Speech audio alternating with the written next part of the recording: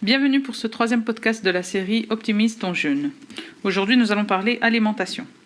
Alors, pendant un jeûne d'été, donc les journées sont longues, on ne s'alimente pas de la même façon qu'un jeûne d'hiver.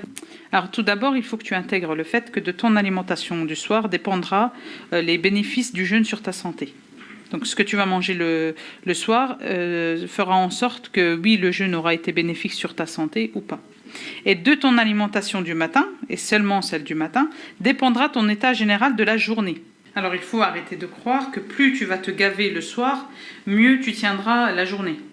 D'accord ? Au contraire, plus tu mangeras le soir, plus tu seras fatigué le lendemain. Et oui, si tu y penses, quand est-ce que tu vas digérer toute la quantité de nourriture que tu vas donner à ton corps le soir ? Les nuits sont courtes, on n'a pas le temps de digérer et d'assimiler tout ce qu'on lui donne.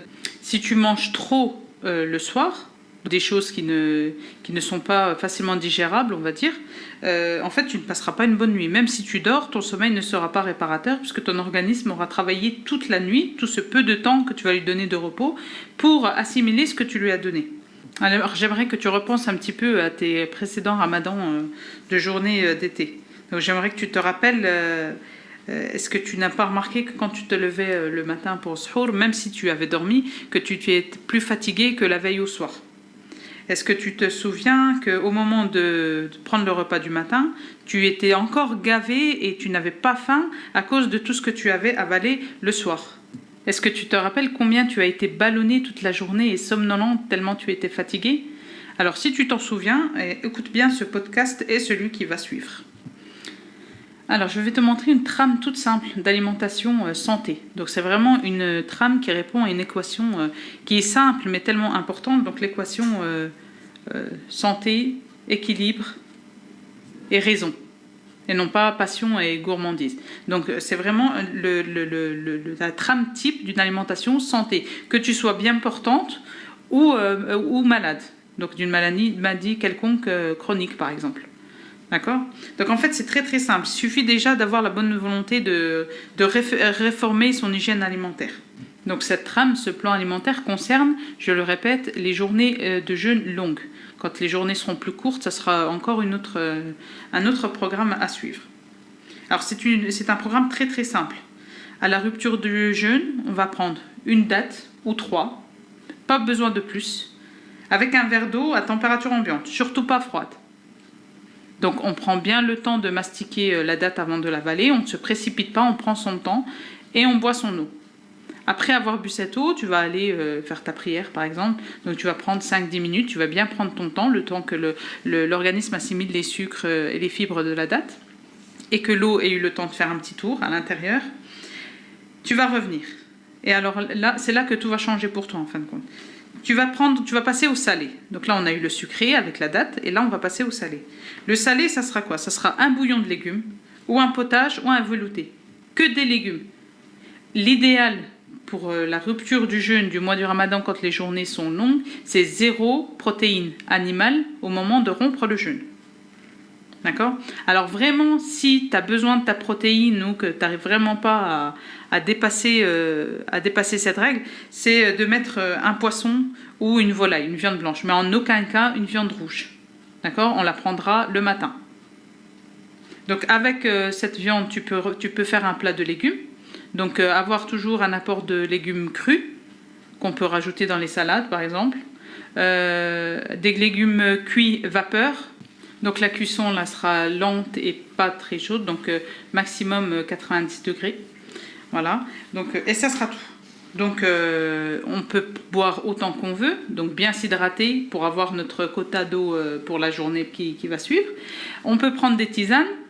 D'ailleurs, je te conseille fortement des tisanes détox. Alors un thé ou un café, c'est possible aussi, mais sans sucre. Donc pour ce repas-là, c'est 0 sucre, à part le sucre de la date. Bien sûr, si tu veux, après la prière de Tarawih, prendre un fruit, tu peux prendre un fruit. Mais aucun second plat après Tarawih. Donc le repas de la rupture du jeûne du mois du Ramadan pour les journées longues, c'est un seul plat. Il n'y a pas 2 plats. Il n'y a pas un plat à la rupture du jeûne et un plat plus tard. D'accord ? C'est un seul plat, c'est très important. Et pourquoi c'est important ? Justement, pour pouvoir dormir correctement la nuit. Le repos, c'est primordial pendant le mois du Ramadan. D'accord? Donc là, vu qu'on va lui donner des fruits et des légumes qui sont facilement assimilables par l'organisme, eh bien, il aura le temps de se reposer la nuit. Il ne passera pas son temps à digérer des quantités de féculents, de viande rouge, de je ne sais quoi d'autre. D'accord? Donc c'est très important que tu comprennes que ça peut te paraître trop léger. Donc d'ailleurs, tu remarqueras que je n'ai pas parlé de quantité. Tu peux manger autant de légumes que tu veux. Mais ça sera facilement digérable pour l'organisme. Et c'est très important parce que les nuits sont courtes. Donc tu vas aller au travail, tu vas revenir, tu vas tout de suite aller te coucher. Donc tu n'auras pas le temps de digérer correctement. Donc pas de plat après travail. C'est vraiment un seul plat. J'insiste lourdement, mais c'est très important. Et en plus de nous permettre de bien nous reposer en mangeant léger comme ça le soir, mais en s'alimentant comme ça, c'est ce qui va nous faire en sorte que nous allons profiter des bienfaits du jeûne. Donc tous les bienfaits qu'on a cités lors du premier podcast, on va en profiter seulement si on s'alimente correctement le soir. Et c'est très simple à faire, en fait, il suffit de manger végétal le soir. Vraiment, l'astuce, c'est de manger végétal au repas de la rupture du jeûne et de ne pas faire 2 repas. Un seul repas suffit. Alors maintenant, le repas du matin, qui est très important aussi. Alors, on a mangé léger le soir pour profiter des bienfaits du jeûne et pour bien se reposer. Maintenant, le matin, il faut vraiment que ça soit un repas complet pour pouvoir tenir toute la journée, pour ne pas avoir de carence, par exemple. Donc le matin, c'est là que tu vas prendre ta soupe épaisse, donc shorba, harira ou autre. D'accord? Dans cette soupe épaisse, tu peux avoir de la viande. Tu peux très bien faire ta soupe comme tu as l'habitude de faire en fin de compte, sauf que tu vas la consommer le matin. Si tu ne mets pas de viande dans ta soupe, tu peux faire un plat de viande à côté ou un œuf ou manger des fromages. Tu pourras aussi pour ce repas du matin faire un plat de légumineuses, donc pour avoir des protéines végétales, surtout si tu ne consommes pas de protéines animales par choix, par exemple. Tu as droit également à un fruit, sec ou frais, et une boisson chaude, donc thé ou café, tisane, bien sûr sans sucre. Vraiment là, c'est un challenge, 0 sucre pendant ce mois de Ramadan, à part le sucre des céréales et des fruits et des légumes. Et c'est largement suffisant, notre organisme n'a pas besoin de plus. Alors au-delà de ce plan, de cette trame alimentaire, donc qui est valable, je le répète, pour tout le monde, personne bien portante comme personne malade, c'est tout à fait gérable et assimilable. L'important aussi, c'est la posture quand on mange. L'ambiance est très importante également quand on est à table. Donc le fait d'être en famille, dans une ambiance reposée, conviviale, c'est très important. Mais aussi, ce qui est très important, c'est de prendre le temps de manger. Vraiment, prends le temps d'apprécier ce que tu manges, prends le temps de mâcher, de prendre le temps de bien mâcher, de bien mélanger la salive aux aliments. Le fait de bien mastiquer permet de faciliter la digestion.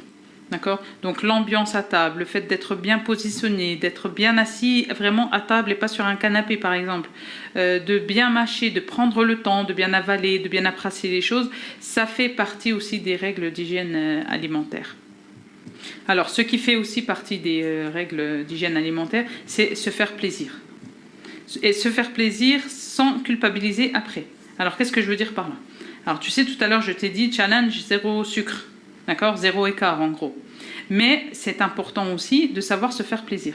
Ça veut dire quoi? Si quelqu'un, par exemple, vient manger chez toi et te ramène un gâteau au chocolat, par exemple, eh bien, tu vas te servir, tu vas prendre un morceau de ce gâteau au chocolat, tu vas te faire plaisir, tu vas le savourer et tu ne vas pas culpabiliser. Pourquoi? Quand je dis 0 sucre pour ce mois de Ramadan, c'est en général.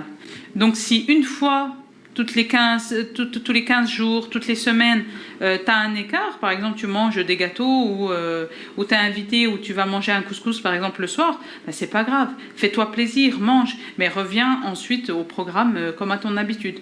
En fait, quand on dit que ce soit pour des régimes, pour des rééquilibrages alimentaires ou voilà, quand on essaye de s'améliorer, d'améliorer son hygiène alimentaire, il faut savoir se faire plaisir, mais voilà, c'est pas tous les jours en fait, c'est ça. Quand c'est exceptionnel, en fait ça nous nuit pas à la santé. C'est quand c'est tout le temps en fait, quand ça revient tout le temps, tous les jours on se fait plaisir, en fait c'est même plus des plaisirs, c'est mécanique, on a besoin du sucre. Donc c'est quand c'est tous les jours, cet apport de sucre tous les jours, c'est là que ça devient embêtant, c'est là que ça nuit à notre santé. Mais quand c'est rare, quand c'est exceptionnel, au contraire, et tu l'apprécieras plus ce morceau de gâteau au chocolat. Voilà, alors t'inquiète pas, je te vois bien un peu perdu derrière ton écran là, et tu te dis mais qu'est-ce qu'elle nous a pondu celle-là, mais on n'a pas l'habitude de manger comme ça, alors certes, moi non plus j'ai pas l'habitude de manger comme ça. Sache que c'est comme ça qu'il faut s'alimenter pendant le Ramadan. Quand on jeûne le mois de Ramadan, pendant les journées longues, c'est comme ça qu'il faut s'alimenter pour profiter au maximum des bienfaits du jeûne. Alors ne t'inquiète pas, si jamais tu es sceptique ou tu te dis que pour des raisons familiales ou autres, tu ne pourras pas adapter ce plan alimentaire, dans le prochain podcast, je te dirai comment, par rapport à ton alimentation traditionnelle, on va dire, comment essayer de régler les choses. Donc j'espère que tu apprécieras ce podcast. En tout cas, je te laisse méditer dessus en fait et de voir qu'est-ce que tu peux mettre en place, qu'est-ce qui sera difficile. N'hésite pas à venir m'en parler en commentaire. Voilà, à très vite pour le prochain podcast.